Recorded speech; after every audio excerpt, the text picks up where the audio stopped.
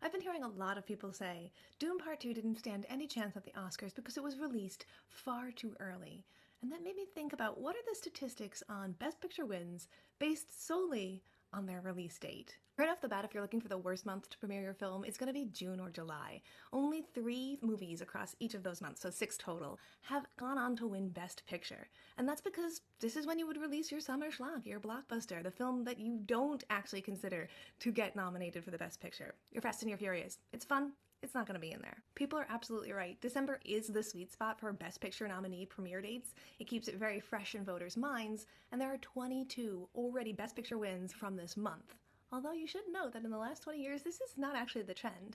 The most likely month is November now, and there are 19 wins across all 96 years, and most of these are towards the end. October's pretty good too, it's got 13. So applying that logic to the films that came out this year and using their premiere dates as the only measure for which one is most likely to win, it's actually a complete unknown, which came out on Christmas. And statistically, Christmas-specific movie releases do very well.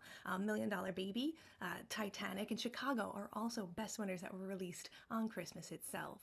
Now, it's definitely worth noting that The Brutalist came out very close and is another late December release, so it is also statistically likely to win, and it's everybody's best bet, because if you start to factor in more than just the release date to see if it's going to win, people are leaning that way. Although, if you look at the last 20 years, it's actually more likely to be Wicked based on release date alone, because that is a late November release. Emilia Pérez is an early November release, making it kind of in the contending, but not as likely as you'd think on release date alone. So using what we've learned to look at the nominees from this year, which one is the least statistically likely to win?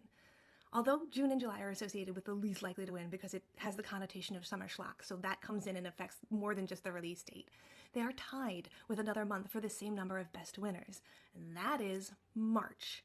And Dune Part 2 has a March release date. So when people say that they believe that the release date on Dune Part 2 is a major part of the reason why it is being held back in its nominee consideration for Best Picture, they're kind of right. Although they do sort of mean that it was released too early in the year, but in fact, if it had been released even earlier, in February or January, it would have statistically a better chance. Although, you gotta note here that no movie with a release date in January has won Best Picture since 1952, when The Greatest Show on Earth won. That is the longest since any month premiere date has won. We really do not like our January premiere movies winning the Oscar later on.